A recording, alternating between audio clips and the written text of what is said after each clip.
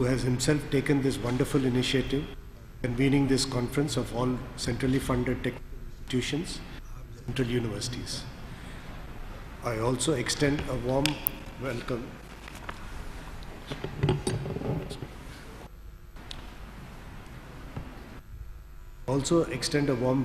to Honorable Education Minister, Honorable Minister of State Education, Secretary to President, Advisor to PM, Chairmen of UGC, CT, NCV,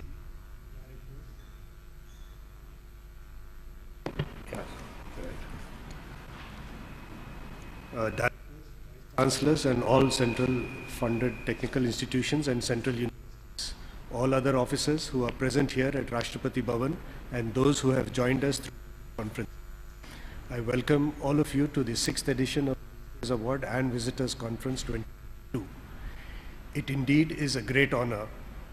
I would like to welcome all the key speakers of the conference, especially Mr. Nunzio Coccarelli, who has been kind enough to accept our invitation to the conference.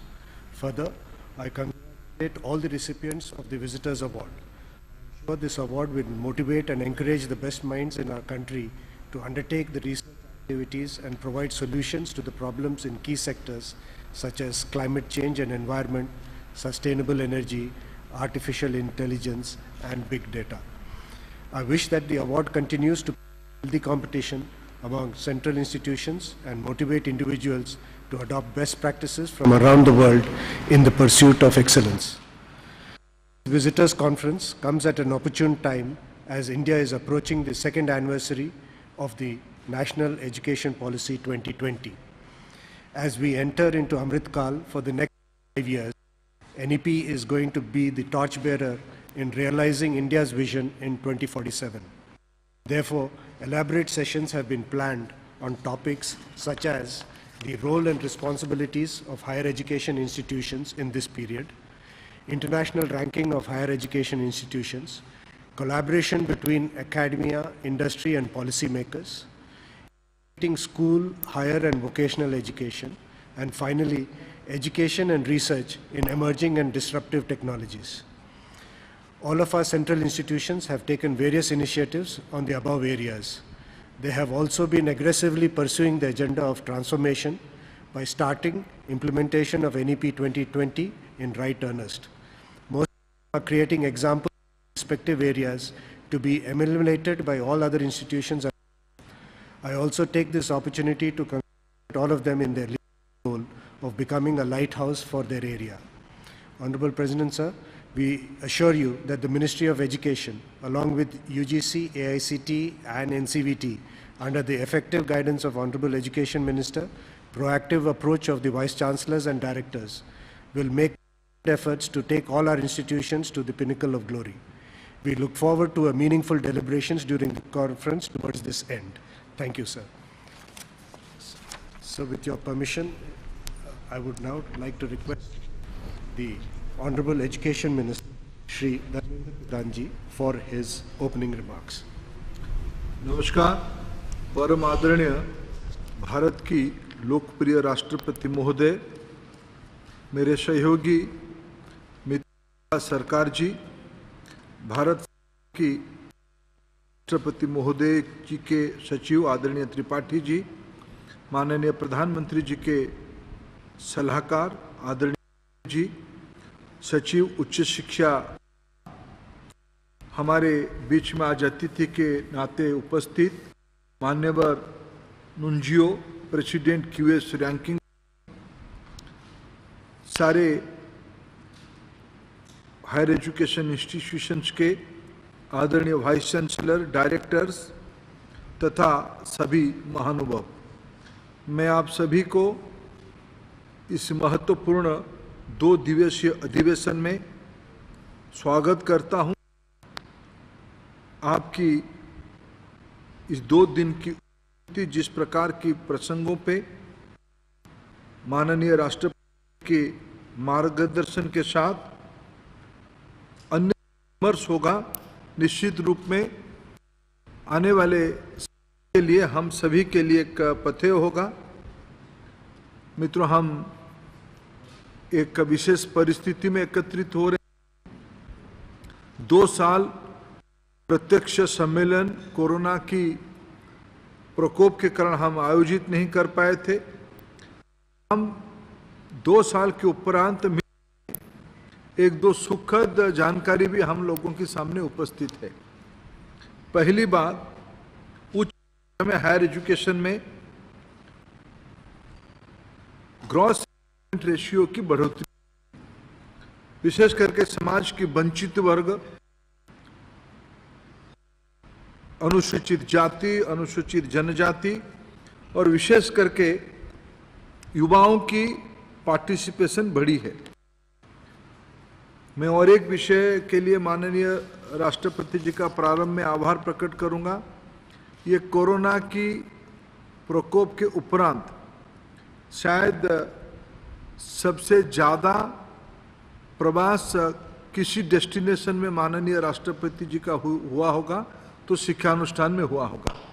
न केवल हुआ, भारत की सामाजिक जीवन में public की domain में कुछ उच्च परंपरा भी आपके मार्गदर्शन में शुरू हो गई है। जब मैं कहता हूं कि हम एक चैलेंजिंग पीरियड में एकत्रित, उसके साथ साथ कुछ शुभ अवसर भी हमको मिल रहा है। आज अमृत महोत्सव हम मना रहे हैं।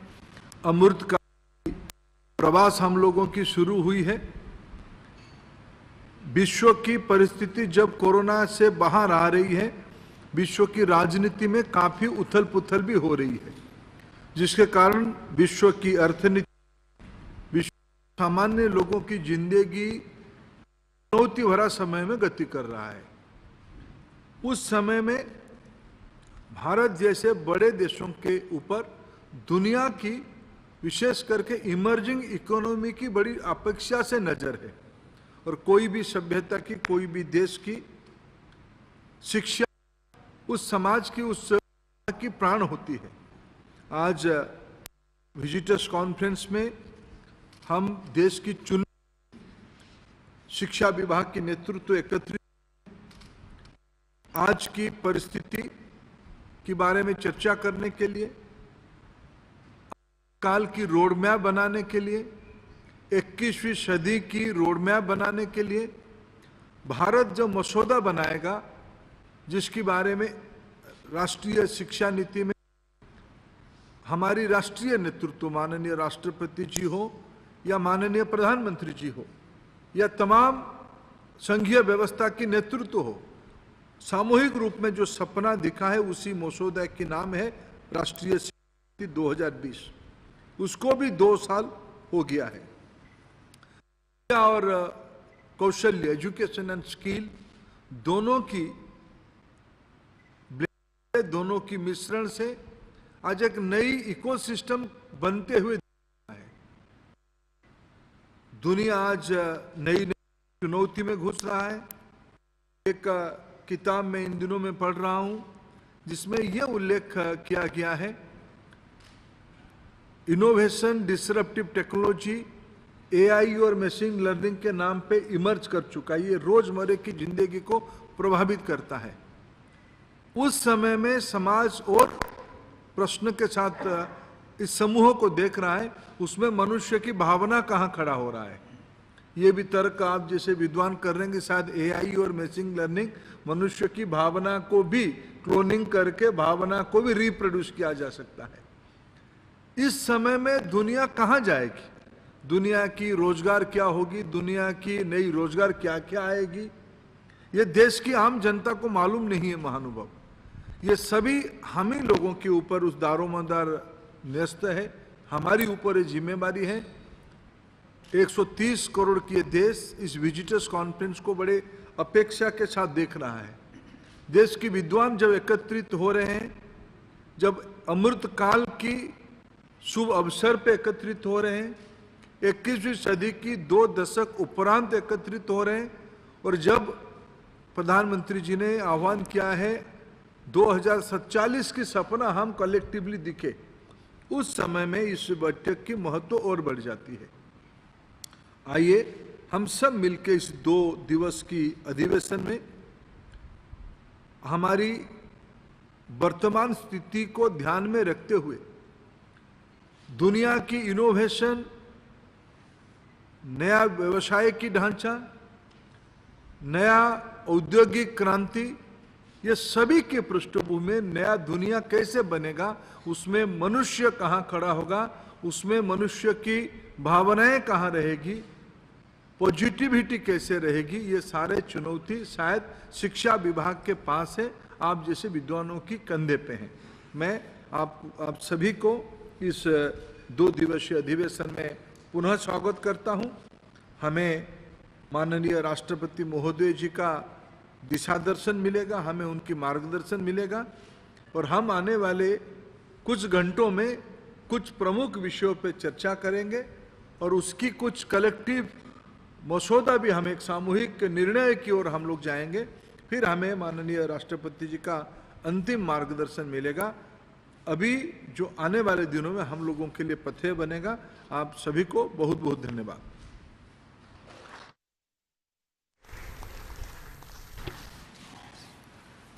Now may I invite the Honorable President for his inaugural address. Thank you.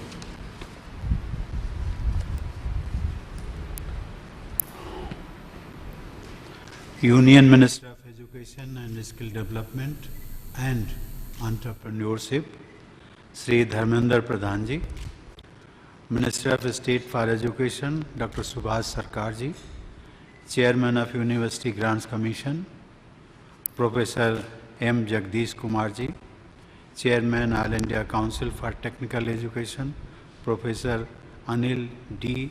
Sahasrabuddhe ji, Chairperson of National Council for Vocational Education and Training, Dr. N.S. Kalsi ji, Vice Chancellors of Central Universities and Directors of Institutions of National Importance, officers from Government of India, ladies and gentlemen. I always look forward to the Visitors Conference as it deals with the future of the youth of India and thereby with the future of the nation.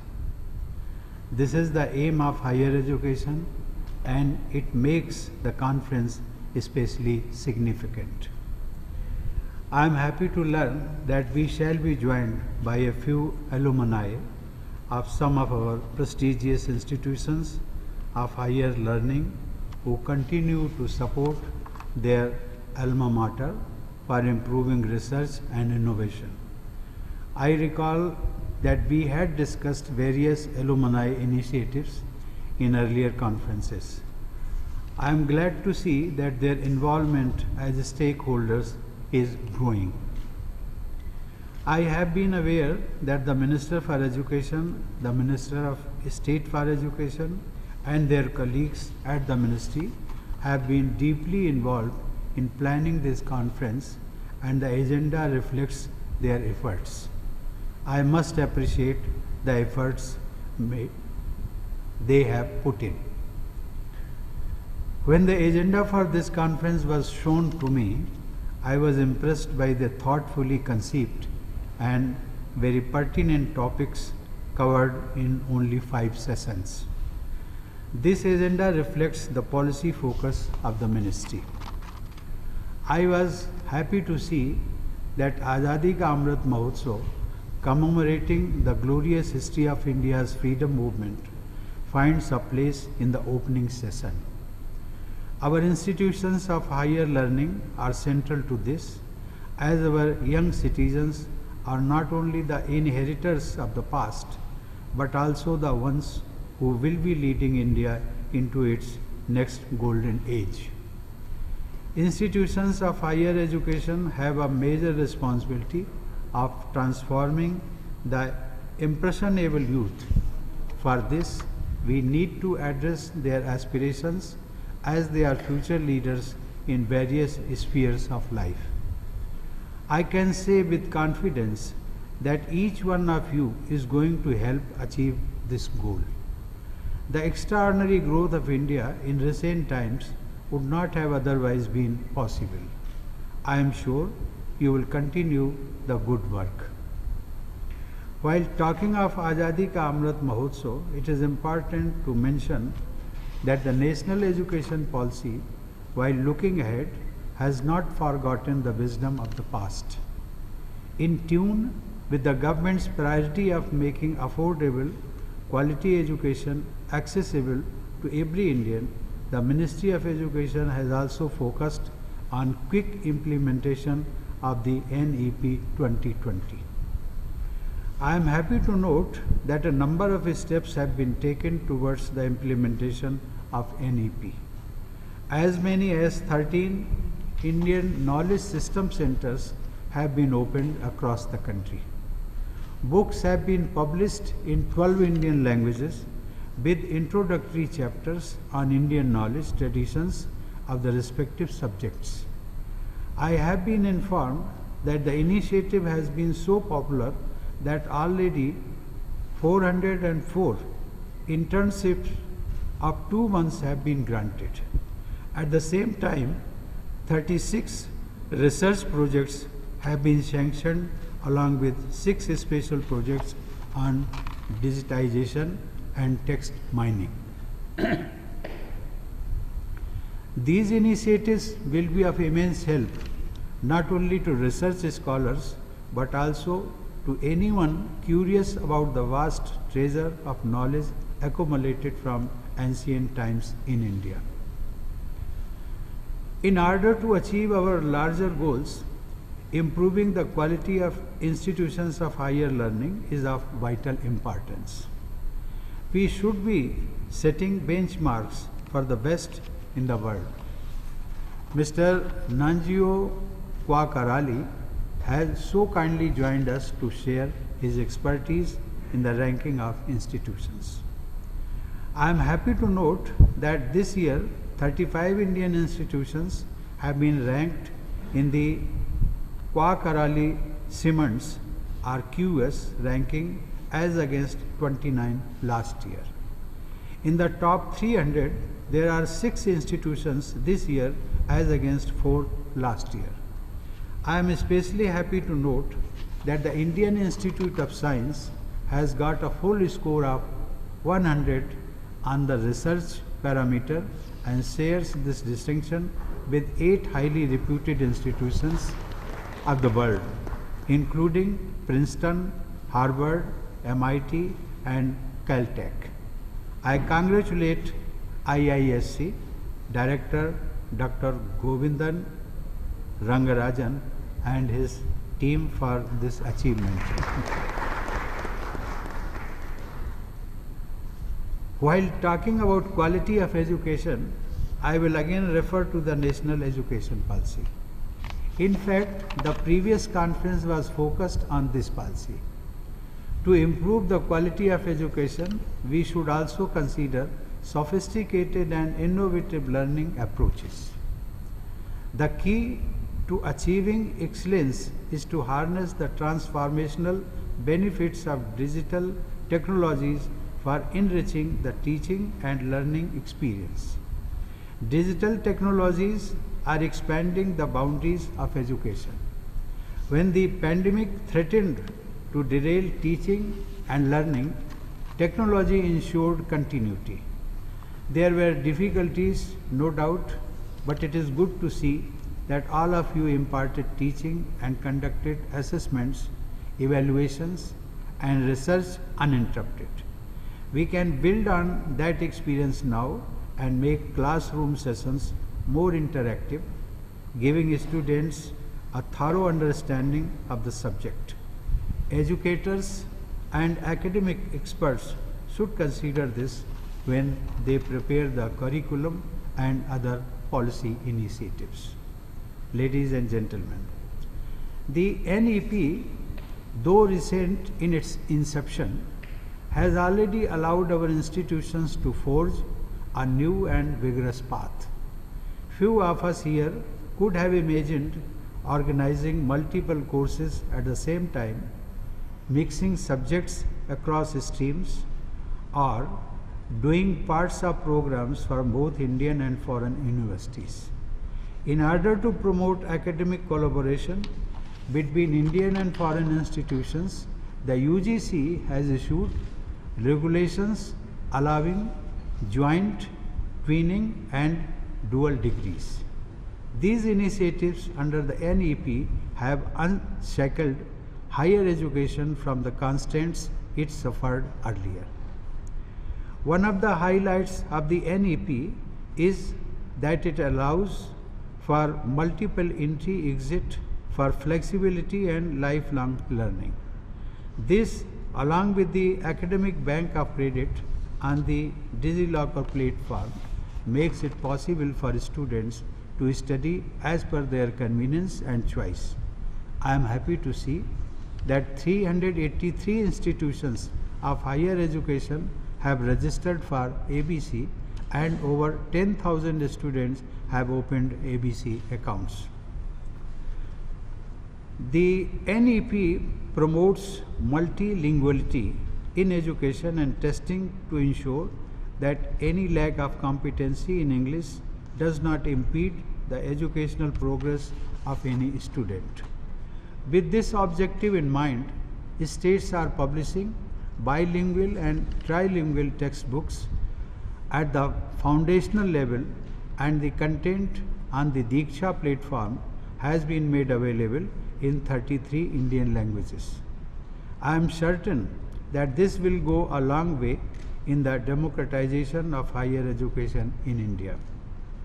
Ladies and gentlemen, whenever I dwell upon the subject of the NEP, I always reflect that a growth polymath like Jagadesh Chandra Bose, the biologist, physicist, botanist and writer of science fiction, would have appreciated the flexibility and access to knowledge that it promotes.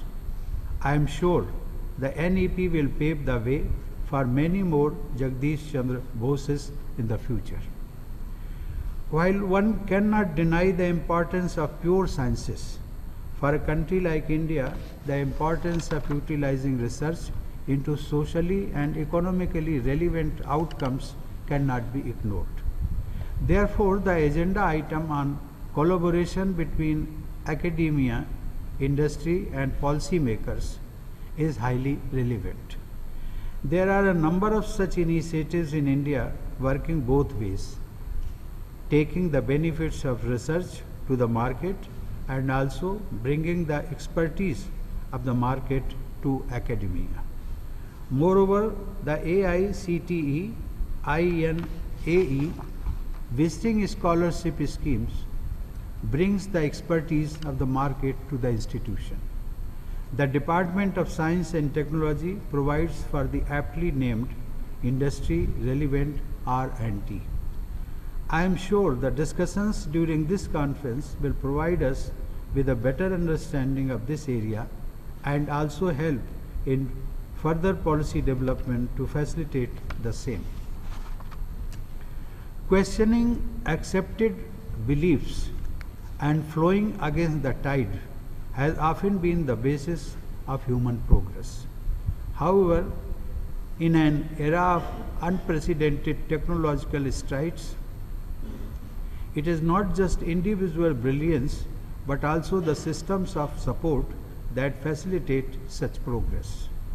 It is a pooling of human intelligence that has led to this fluid environment. When I noted the topic, education and research in emerging and disruptive technologies, this was the thought that crossed my mind. I am sure our discussions here will enhance our understanding of this very relevant aspect of higher education. I must return to the initiatives under the NEP here. I have been informed that in order to encourage an ecosystem of startups and innovation, nearly 2,775 institutional innovation councils have been set up in the higher education institutions in 20 states and 6 union territories. I am sure this will go a long way in promoting the aims of a socially relevant partnership between the institutions of higher education and the industry. I have also been informed that our efforts towards building a culture of innovation have started showing results, and India's ranking in Global Innovation Index has significantly improved from 76 in 2014 to 46 in 2021. However, in order to improve the culture of innovation and entrepreneurship in India, we need to encourage the filing for patents and streamline the process for it. We will surely hear more on the challenges faced by the institutions with regard to the achieving many of the goals set for higher education in India.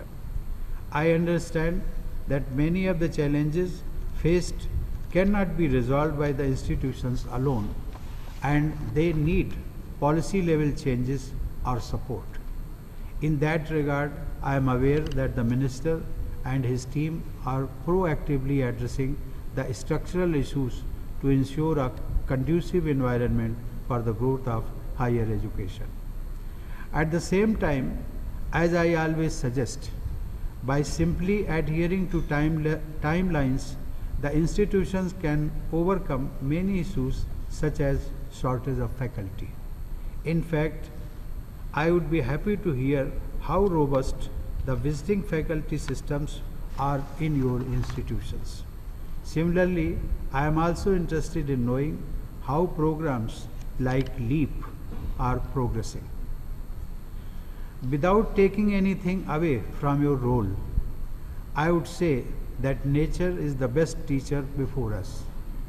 Just as nature ensures a connected and continuing growth process through life, so too must education, providing essential life skills as one grows up. Integrating schooling and higher and vocational education, which is part of this conference's agenda, reflects just this aspect of nature. This is again something that the NEP has been focusing on. The system should educate in a way that not only enhances knowledge but also provides the skill to live a fulfilling and useful life. School lays the foundation, but this must lead a student to higher or vocational education meeting both aptitude and aspirations. I am sure the discussions here will help us understand how to achieve what nature does so effortlessly. I feel the importance of this topic as each of us has been through phases in life where what we study and what we aspire to or need appear disconnected. I am sure the discussions today will pave the way for reducing such dissonance. Before I conclude, I must once again acknowledge the pertinence of the topics chosen for the discussions.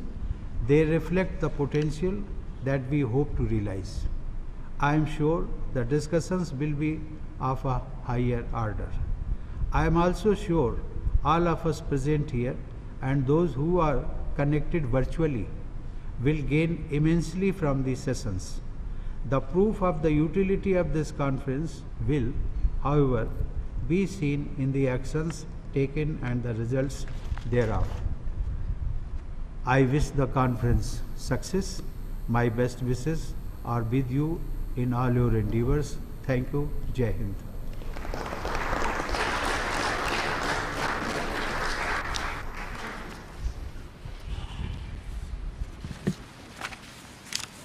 Thank you so much, sir. We are very grateful for the time you have given and sharing your thoughts and giving the guidance for the way forward, as well as for the encouragement that you have given. So with your permission, we would like to continue the next session, beginning with a presentation by Professor Jagadesh Kumar ji, Chairman UGC, on the topic Roles and Responsibilities of Higher Education Institutions in Azadi Ka Amrit Mahotsav.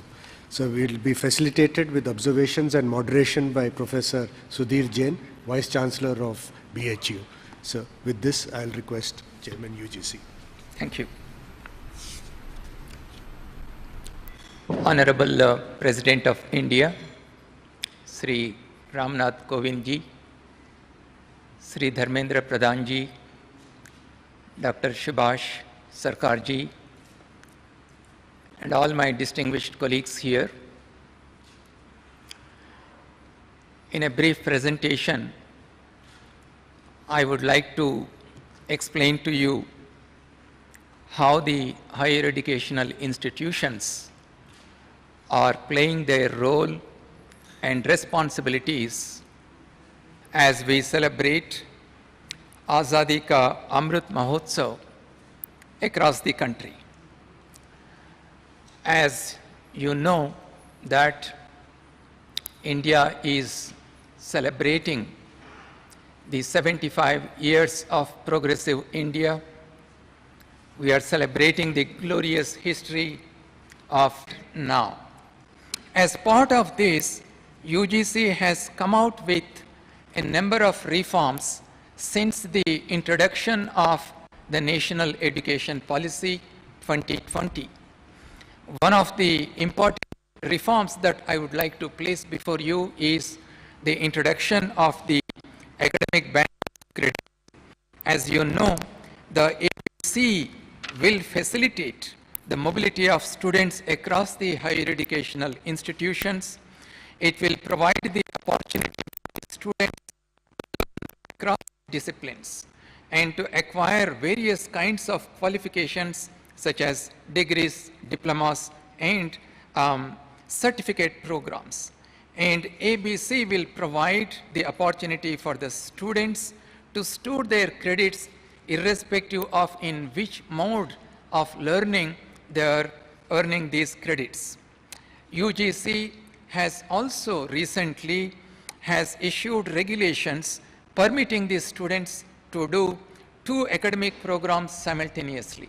If a college has a daytime degree and also an evening degree, it is now possible for the students to do both the programs simultaneously in a physical form. Students can also do a physical mode of degree while they study in an online mode for an additional degree in a related or a completely different discipline. And those students who are unable to go to a university or a college physically, they can now do 2 online degrees simultaneously.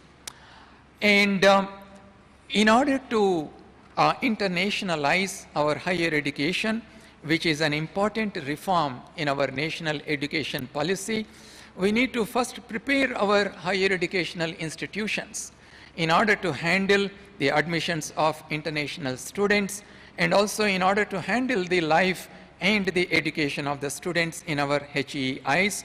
Therefore, UGC has issued guidelines to establish international affairs cells in each university, and we are in touch with many universities. As you can see, already 179 universities have established an office for international affairs.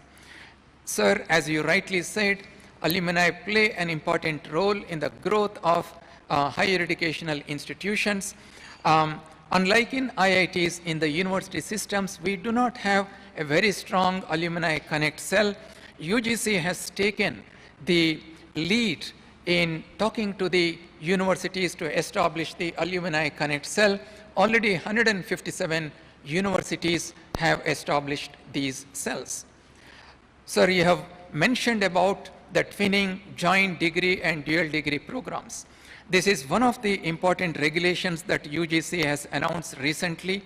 And as part of twinning, the students can do up to 30% of their credits in a degree program in a foreign university. And if the students do more than 30% of the credits required for their degree in a foreign university, then they can get either joint or dual degree. We have recently contacted more than 600 international universities, and we have also written to the ambassadors of the countries in which these universities are located, about 63 ambassadors. Sir, I'm happy to inform you that already many universities are writing back to us indicating their serious interest to collaborate with the Indian higher educational institutions to start the twinning, joint, and dual degree programs. We are also planning to call the educational officers of these foreign embassies in India, and I am personally visiting the ambassadors of these countries to explain to them how we can collaborate and start not only the twinning programs, even the offshore campuses in India. Recently, sir, you might have seen in the media the introduction of the common university entrance test for admissions in the undergraduate programs, and later we have also announced the CUET for the postgraduate programs. Across the country, there has been a very, very positive agreement to the introduction of the CUET. The students are extremely happy now because unlike in the earlier years where a student had to get 99% or even 100% in their board examinations in order to secure admissions in our higher educational institutions, now even a student who gets lesser percentage has an opportunity to work and get admission in the universities of their choice. UGC has also taken several other initiatives, and one of them is this SWAYAM, Study Webs of Active Learning for Young Aspiring Minds. And this provides a lot of flexibility to the students to enroll in different programs and different courses. Already we have more than 7,000 courses in SWAYAM, and close to about 2.72 crore students have enrolled. We have issued about 11 lakhs of certificates to the students. This is one of the important aspects of the NEP, providing greater access to high quality higher education to our students at an affordable rate. In fact, all the courses in SWAYAM are free to, for the students to register. They have to pay only a nominal fee when they write the examinations for these SWAYAM courses. Sir, as part of the providing greater access to our higher education, we have also introduced SWAYAM Prabha, in which 34 free-to-air DTH channels, they continuously air high-quality higher education programs, and these are also available on our SWAYAM Prabha portal. Sir, one of the important aspects of the national higher education policy is to take the education to the doorsteps of the students. There are so many students coming from our rural background and remote areas, and also from socially and economically disadvantaged sections. Many of them may not have the means to come to a university in a city and educate themselves. And as part of providing the online education to every student, including the socially and economically disadvantaged sections, we have introduced the online distance learning mode and online education. And I'm happy to inform you that lakhs of students are benefiting through these programs. We already have more than 1,000 ODL programs and 353 online programs which are available to the students at a very affordable cost. And we are also coming up with simplified online regulations, because soon we will also be establishing a digital university on which UGC has already started by forming a committee. The committee is looking at the technical architecture and the administrative architecture for the digital university and what kind of programs can be offered in this digital university so that our students will have the opportunity to gain skill and knowledge set in order to prepare themselves for the future. The digital university is going to function as a spoke and as a hub and a spoke model, and our online regulations, which we are going to announce soon, will facilitate many of the best institutions that are in India and also abroad to be part of the spokes of this digital university. And the digital university will not only offer programs in different disciplines, not only in English medium, but in several Indian languages too, so that students can become creative and innovative by taking these courses. We will also be introducing several innovations as part of the digital university, whether it is in terms of the evaluation of the students or providing internship opportunities for the students, and also making the employers part of the digital university, so that the students who are passing out of the digital university will meet these employers, and then a matchmaking takes place so that their career advancements are also taken care of as part of the digital university. Sir, one of the important mandates of the National Higher Education Policy is to improve the quality in our education. One of the important things that we have done recently is to announce the National Higher Education Qualification Framework. I am happy to inform you that the National Higher Education Qualification Framework is in tune with the technical education, which is monitored by the AICTE, and also the skill education. And it is in tune with the National School Qualification Framework too. So now we have in our country a uniform qualification work which provides immense opportunities for the students to be mobile from institute to institute, from discipline to discipline. They can enter a program at any given level, they can exit at any other level, and this will provide enough opportunities for the students. And sir, recently we have also written to the universities, and we have come up with the guidelines for the universities to introduce the multiple entry and exit opportunities for the students in the academic programs offered in the higher educational institutions. We have also introduced the choice-based credit system in the higher educational institutions, but we have introduced the vocational courses also as part of the general education, so that the students become skillful as they are educated in the choice of their disciplines. One of the important aspects of the National Higher Educational Policy is to transform our higher educational institutions into multidisciplinary educational institutions. We have come up with the guidelines on this aspect, and we have also informed the higher educational institutions how, by forming clusters, by bringing different colleges offering multiple disciplines together, how they can become multidisciplinary institutes. UGC, sir, will not only issue these guidelines, we will handhold the higher educational institutions, and we will make sure that the regulations and the guidelines that we have been issuing from time to time are implemented on the ground. One of the important things that we have realized is that creating awareness among the educational institutions, among our stakeholders, is very, very important. And in the recent past, we have been conducting dozens of online webinars and interactions with our stakeholders, and we also take their feedback and inputs in order to fine-tune the regulations and the guidelines that we have been announcing in the recent past.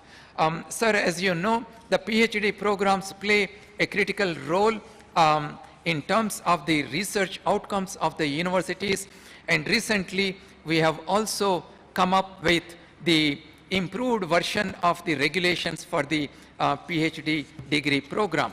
I will not go into the details of each of these regulations, but however, I would like to inform you that UGC has 8 inter-university centers, and in the recent past, we have added 2 inter-university centers as part of this group of 8 inter-university centers.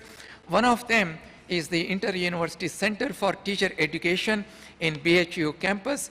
Sir, as you know, that in order to impart high-quality education, it is important that the teachers are trained not only in the pedagogical approaches, but also in using the modern technologies in order to create an ecosystem, both inside the classroom and outside the classroom, to make our students creative and innovative. The other center that we have introduced in Bengaluru is the Inter-University Center for Yogic sciences, and we are working on this. Soon, this center also will become functional. Sir, the backbone of our the academic programs and the research programs in the universities is the fellowships and the scholarships that we provide under various research schemes.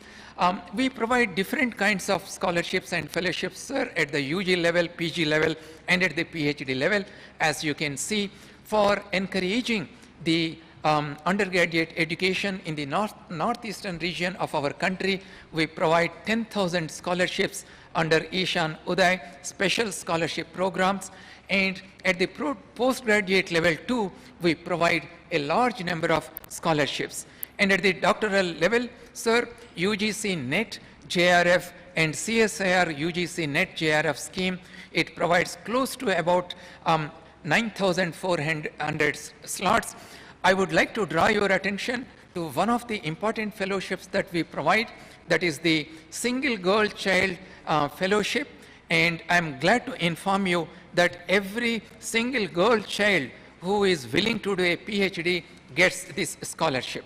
Sir, I would like to conclude here because of the sparsity of time. There are also other initiatives that we are going to announce in the coming weeks, several postgraduate level programs, and also support to the young faculty who are joining the higher educational institutions, and several such things that we are going to announce. And to end, sir, we are also focusing on encouraging the study and education related to the Indian knowledge systems. Recently, the Commission has approved to introduce a paper in the Indian knowledge system. We have also introduced in UGC NET, we are introducing a paper in Indian knowledge systems, and also we have introduced a paper for Hindu studies program in the UGC NET. I am glad to inform you that more than 5 universities are already offering MA program in Hindu studies. And there are various kinds of guidelines we issue, sir, from time to time. I will not go into these details, but I am proud to inform you, sir, that our higher educational institutions, the faculty, staff, and students have risen to the occasion in spite of the difficulties that they have faced during the COVID-19 pandemic. They have continued the academic programs, they have continued the examinations and the admission process, and I would like to inform you as a regulator that I feel proud that our higher educational institutions are performing very well. Thank you, sir. I would like to conclude here.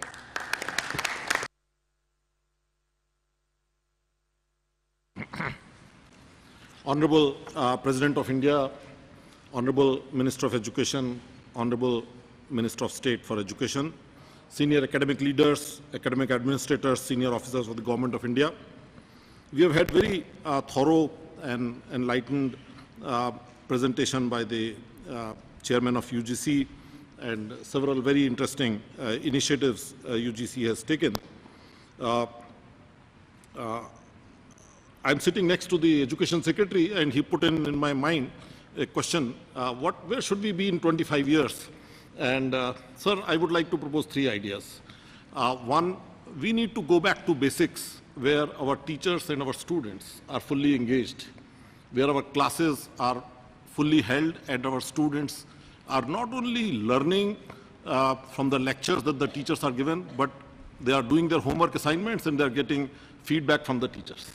Our university system has to go back to the basics in terms of educational experience, which is holistic for the student to learn.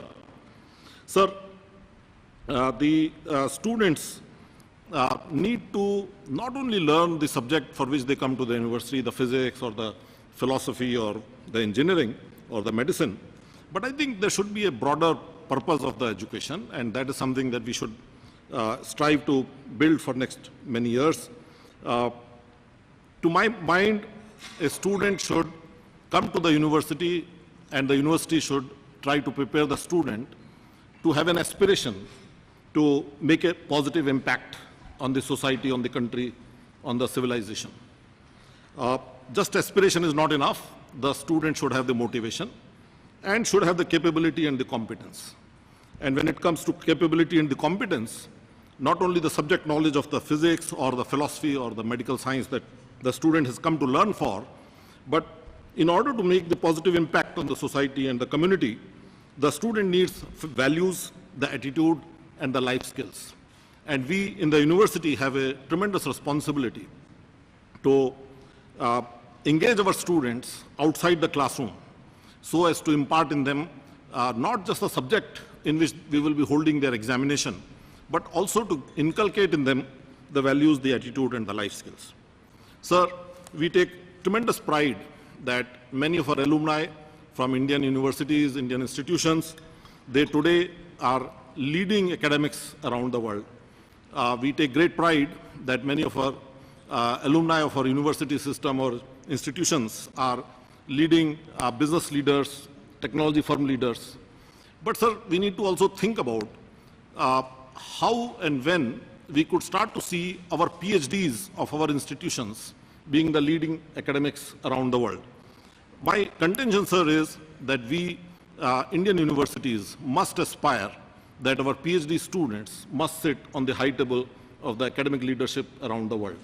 And to my mind, we must start to measure ourselves, not only in terms of the patents, not only in terms of the research papers, not only in terms of the H-index and the impact factors, but also if you were to start to look at what our PhD students are doing, where are they going? If I were to say that PhD students of one particular university are today being employed as a faculty member in the premier institutions, there is something right that the university is doing to train the student. And therefore, I would imagine that we need to be a little bit more creative, perhaps, to see how we can focus on our PhD students. How can we provide them the opportunities? For example, there could be an opportunity where the well-performing students could be allowed to spend 6 months or 1 year in some of our national laboratories or our premier institutions in order to gain diverse experiences and to enhance their research. These are some of the thoughts that I had in mind. Professor Jagadesh Kumar was a little conscious about his time, and I was watching my watch, and I thought my watch was wrong. But I think he finished his presentation much sooner than his allotted time. And supposedly I'm the moderator, so I'm giving Professor Jagadesh Kumar the first option if you would like to expand on any of the items. Otherwise, the floor may be open to others to ask any clarifications from the UGC chairman. It's not very often that vice chancellors get to ask such questions to UGC chairman in the presence of the President of India. Thank you, sir. Sir, if you permit, I will add a couple of more things that I wanted to inform you, sir. We talk about industry, academia interaction. But however, to facilitate that, both the academic institutions have to understand the challenges of the industry, and the industry has to understand what are the capabilities of our academic institutions. In order to facilitate that, recently UGC has decided to work on introducing the professor of practice in our universities. Soon we will be coming up with appropriate regulations or guidelines to make this a possibility. The other one, sir, I was emphasizing, taking a cue from you about the access. There are many people in the country who are working professionals who would like to improve their knowledge and skill set.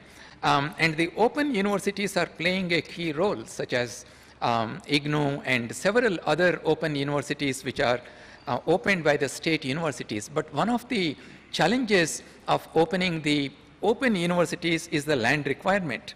Our regulations say that you require a minimum of 60 acres of land to open an open university. But recently, UGC has taken a very conscious decision to reduce this area to 5 acres of developed land. So we hope that many open universities also may come up with this new regulation. And also, sir, not only we would like to bring the foreign universities into our country, but we also would like our Indian universities to establish offshore campuses. In order to facilitate that, UGC is now working on regulations which will enable the top quality institutions in our country to open the offshore campuses. So these are a couple of things that I wanted to add. If I may invite anybody to share any thoughts or ask questions. Rashtrapati Bhavan. Yesterday itself, in the ICT, we launched a program where 1 crore students can be given skills which are digital skills, which are going to create employability as well as entrepreneurship.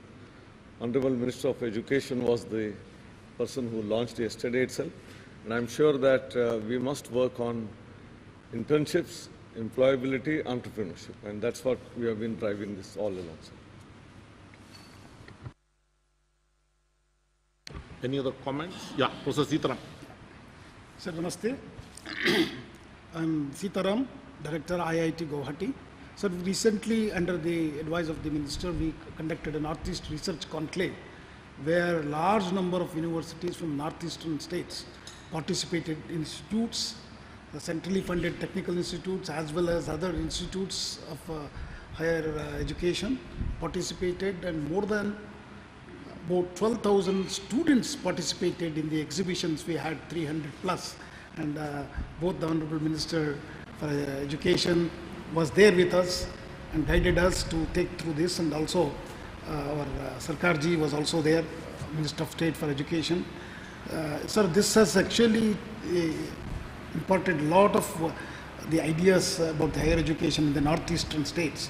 So we have come together with 35 institutes to form a sort of a cluster university concept under the guidance of the Secretary, so that we work with the institutions who have facilities, infrastructure, but they do not have a award of PhD degrees. They are now tying up with some universities nearby. So instead of that, IIT could be a source for them to work with them. This is one I thought I'd share with you, sir. Thank you. Any other? Yes. I have Professor B.S. Murthy, Director IIT Hyderabad. I have recently come across a student at IIT Hyderabad who has done about 200 credits, though the institute demands around 125, 130 credits as a part of the BTech. He has just entered into final year. So every semester he has been taking extra credits and has been doing exceedingly well.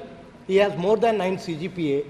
Whereas our education system to a large extent says the degree is number of years based. We should be able to enable a person, the moment a certain number of credits are completed, be able to give a degree to that person. I think this is something I request UGC to look at it, MHRD to look at it, even AICT also to look at it, if there is a possibility. There are brilliant students all around us, and they are simply waiting for them to complete their 4 years of degree to be able to get the degree certificate. I think sooner or later, people are not going to see the degree, but only the skill that the students have. So I request this to be considered by the learned gathering here. Thank you very much. This is Professor Alok Chakrawal from Guru Ghasidas Vishwavidyalaya, Chhattisgarh. In line and in tune with national education policy, this is my humble submission, Honorable President Sir, that we should implement experiential learning from the very beginning, and we have started doing it at Chhattisgarh, and we have started a kind of abhiyan, Swavalambi Chhattisgarh Abhiyan. And under this Swavalambi Chhattisgarh Abhiyan, we are ensuring that each and every student will start working from the very first semester, and by that the student will be having experiential learning, and we are ensuring that a student should at least have 50% of the experiential learning, and this will make India a Swavalambi India, self-reliant India. Thank you very much. Vice Chancellor, Pondicherry University.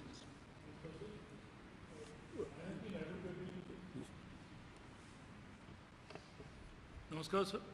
I've been advocating all through that right now, to succeed in all our endeavors, we need to start sharing of our resources. We have very rich libraries in most of these central universities, and we are paying a lot of amount every year to get the access to e-resources. Now, if we start sharing these resources with the other universities, like state universities, I think this will go a long way in promoting our ideas. Then not only here, sharing of high-end equipment is equally important. Why should every university be buying expensive equipment when somebody has it? And in that block, all universities can share those equipment. And these days, it is not very difficult to do that.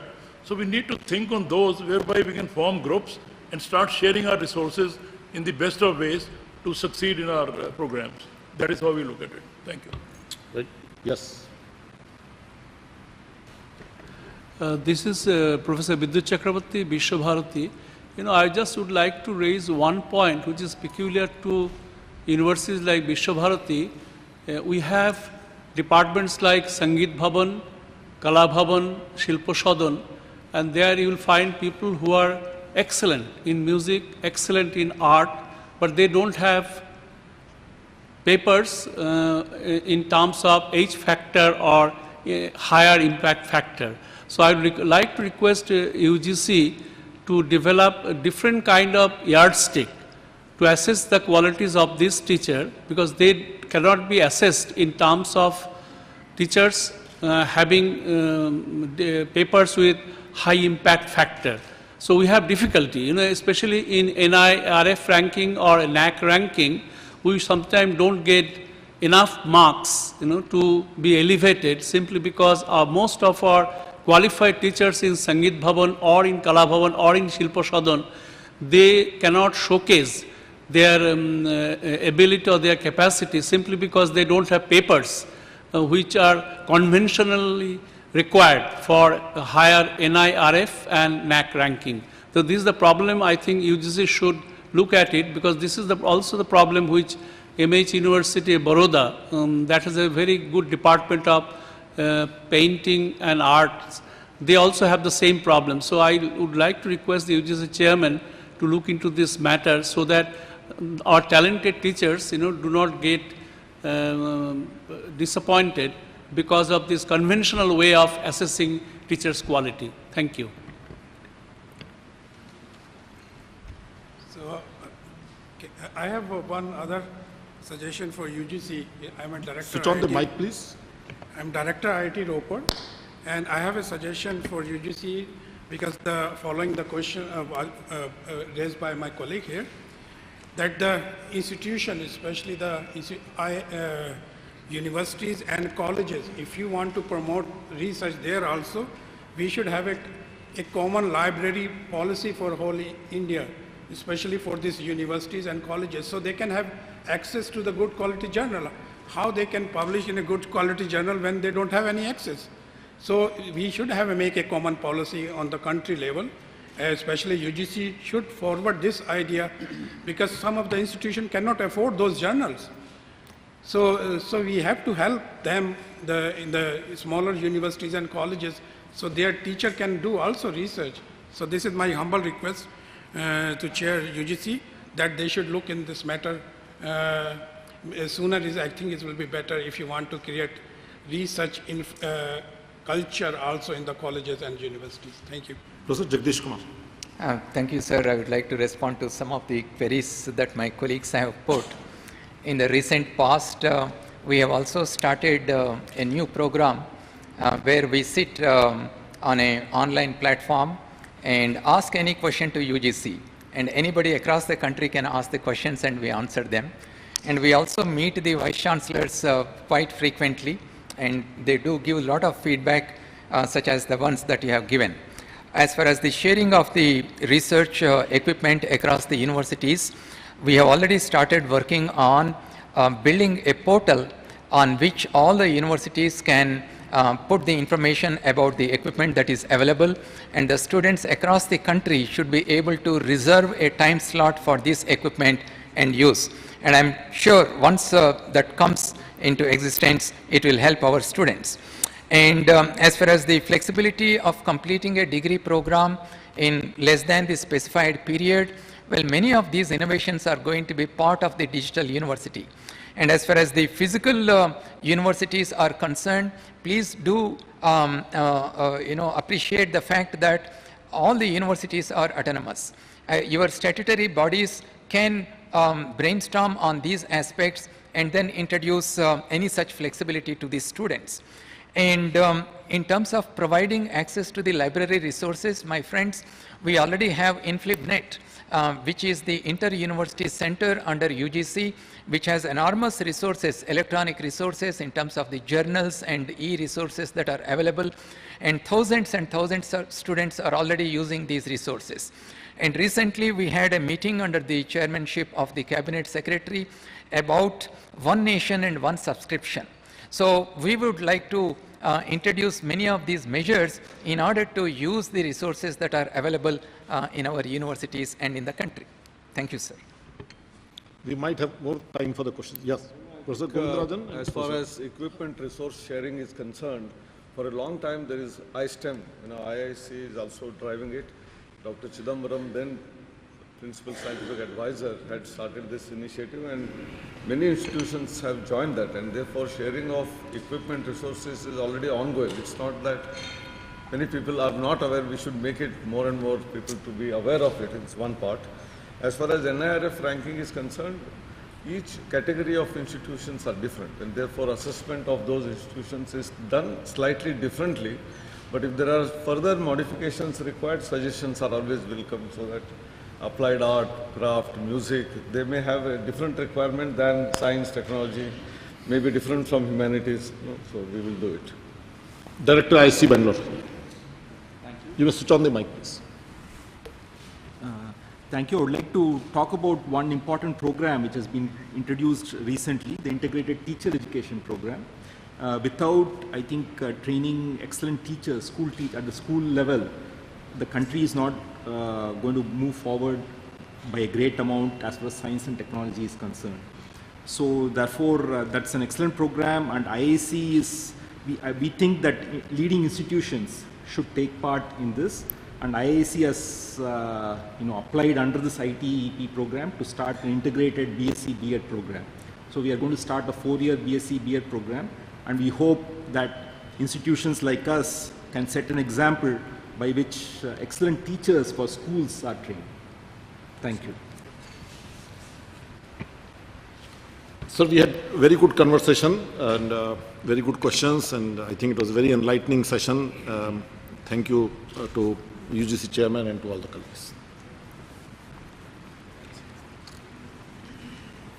So we have come to the conclusion of today's session, sir. So now we can start for the national anthem, sir.